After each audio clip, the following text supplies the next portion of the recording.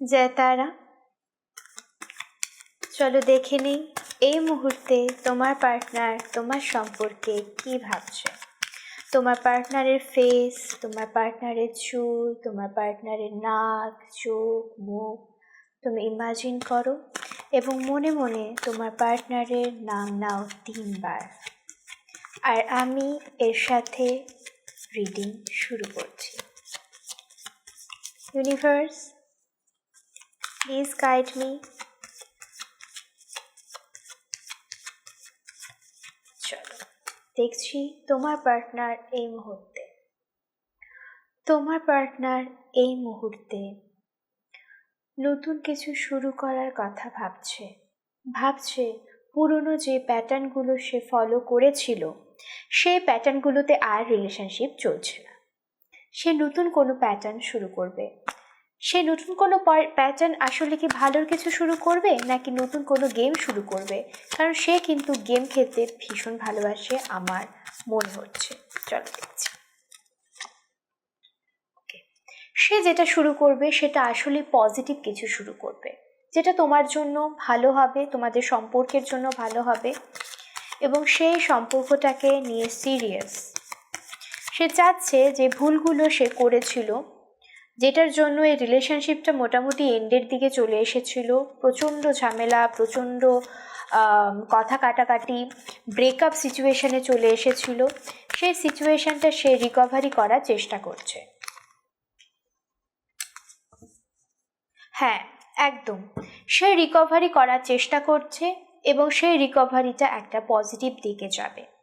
সে যদি এই মুহূর্তে তোমার কাছে কোনো হেল্প চায়, যে দেখো আমার এই সিচুয়েশন, সে অবশ্যই তোমার কাছে অ্যাডমিট করবে তার পুরনো ফিলিংসগুলো, তার সিচুয়েশান যে খারাপ, সে যে খারাপ করেছে বা সে যে ভুল করেছে যার জন্য রিলেশনশিপটা নষ্ট হতে চলেছে, সেই জিনিসগুলো সে তোমার কাছে অ্যাডমিট করবে একদম 5 দিনের মধ্যে সে অ্যাডমিট করবে। এবং আমার তোমার জন্য সাজেশন হবে যে সে যেহেতু পজিটিভ কিছু করার চেষ্টা করছে এবং তুমি পজিটিভ কিছু লাইফে চাও, তার জন্য তুমি অবশ্যই তার কথাগুলোকে শুনবে গুরুত্ব সহকারে এবং বোঝার চেষ্টা করবে। আমি জানি না তোমার সাথে কতটা ভুল হয়েছে বা সে আদতেও তোমার সাথে কোনো ভুল করেছে কি না, বা তোমার মধ্যে কোনো মিসআন্ডারস্ট্যান্ডিং তৈরি হয়েছে কি না সেটা আমি জানি না, বাট সে যেটা করার চেষ্টা করছে সেটা খুব পজিটিভ কিছু করার চেষ্টা করছে। সে চাচ্ছে যাতে রিলেশনশিপটা ওয়ার্ক করে।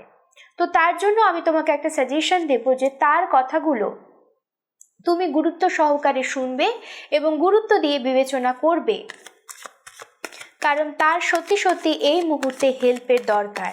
আমার মনে হয় যে তুমি যদি তাকে হেল্প করো তাহলে এটা তোমাদের জন্য পজিটিভ দিকেই যাবে। ওকে, বিউটিফুল। দেখো, তুমি অনেক কিছু ওভারথিঙ্ক করছো, ঠিক আছে? তুমি অনেক কিছু ওভারথিঙ্ক করছো। আমার মনে হয় যে এই ওভারথিঙ্কগুলোকে স্টপ করা জরুরি, ঠিক আছে? তুমি তোমার থিঙ্কিংগুলোকে অন্য জায়গায় কাজে লাগাও, ওভারথিঙ্কিং না করে। তুমি সেই থিঙ্কিংগুলোকে একটা ক্রিয়েটিভ লাইনে কাজে লাগাও, তুমি সেই থিঙ্কিংগুলোকে তোমার প্যাশনে কাজে লাগাও। সেই থিঙ্কিংগুলোকে দিয়ে তুমি তোমার কোনো একটা সুন্দর কিছু বিল্ড করো, তুমি তোমার কেরিয়ার বিল্ড করো, তুমি তোমার কেরিয়ারের দিকে সময় দাও। আমার মনে হয় তুমি কথা বলতে ভীষণ ভালোবাসো, মানে তোমার কথাই তোমার জাদু।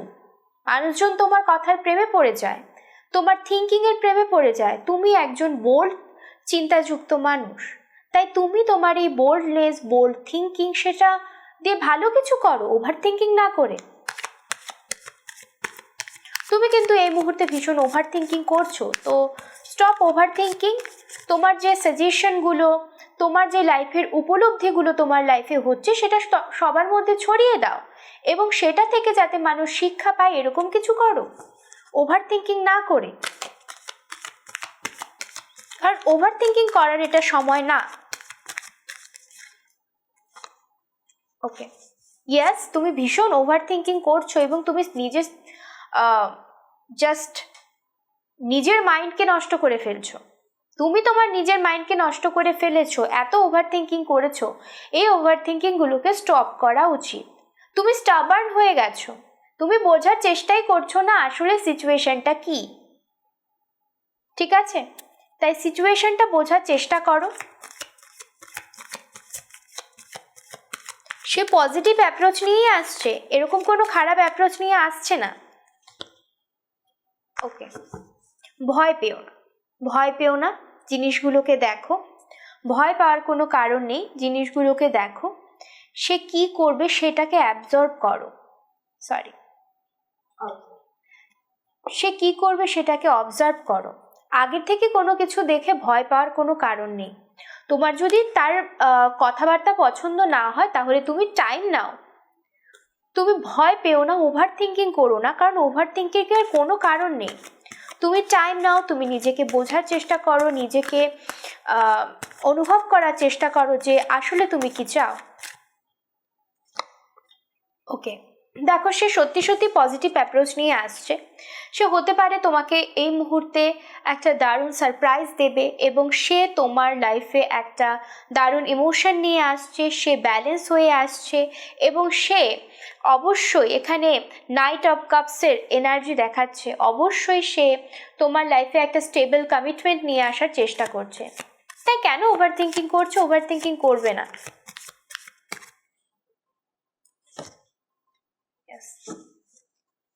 ওভার থিঙ্কিং করার কারণ হলো সে অতীতে যে কাজগুলো করেছে সেটা ওভার থিঙ্কিং করার মতোই। সে এরকম কাজ করেছে, মানে তোমাকে কন্ট্রোল করার চেষ্টা করেছে, তোমার সব কিছুর ওপরে রুল করার চেষ্টা করেছে, যে জিনিসগুলো তুমি পছন্দ করো না। কারণ তুমি অলরেডি একজন দারুণ বুদ্ধি সম্পন্ন মানুষ, তুমি সেই কন্ট্রোলিংগুলোকে নিতে পারোনি।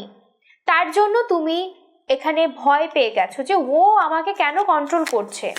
আমি কন্ট্রোল হওয়ার মতো কেউ নয়, অবশ্যই তুমি কন্ট্রোল হওয়ার মতো কেউ নয়। এবং সে যেটা করেছে, দেখো মানুষ একটা সময় অনেক কিছু করে, বাট সে কিন্তু নিজেকে চেঞ্জ করার চেষ্টা করছে। ইয়েস, সে তোমাকে কমিটমেন্ট দেবে, সে তোমার লাইফে ভালো অ্যাপ্রোচ নিয়ে আসছে। তো প্লিজ তুমি তার কথা একটু ভাববে এবং তুমি তোমার সম্পর্ক নিয়ে ভাববে এবং দেখবে যে আসলে এটা কি দাঁড়ায়। ওভার থিঙ্কিং বন্ধ করে তুমি প্র্যাকটিক্যালি ভাববে, কারণ এখানে কিন্তু দারুণ এনার্জি উঠে এসেছে। সে কিন্তু একটা স্টেবল কমিটমেন্ট রিলেশনশিপ চায়, সে ভীষণ পজিটিভলি তোমার কাছে আসতে চলেছে, সে পজিটিভলি অ্যাপ্রোচ তোমাকে করবে। তাই তোমার লাইফে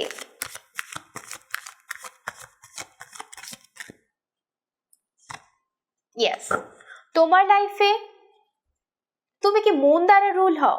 কারণ প্রচুর 2 এর এনার্জি উঠে আসছে, আমার মনে হয় তুমি মুন সাইন দ্বারা রুল হও।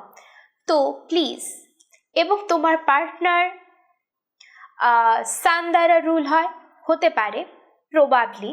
ওকে, আমার এখানে 2 এর এনার্জি ভীষণ উঠে আসছে। তুমি অথবা তোমার পার্টনার কেউ না কেউ মুন সাইন দ্বারা পরিচালিত, অথবা নাম্বার 2 এর সাথে তোমাদের লাইফে কোনো যোগাযোগ রয়েছে।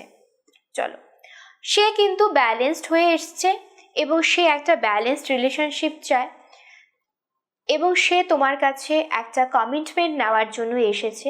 তো পজিটিভলি থিঙ্কিং করবে, কারণ এখানে সমস্ত কিছু পজিটিভ উঠে আসছে। তুমি অবশ্যই নিজের ফিলিংসগুলোকে বোঝার চেষ্টা করবে।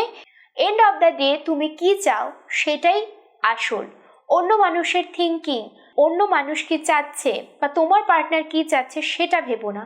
তুমি কি চাও, তুমি কি নিয়ে হ্যাপি থাকবে, সেটা আসল কথা।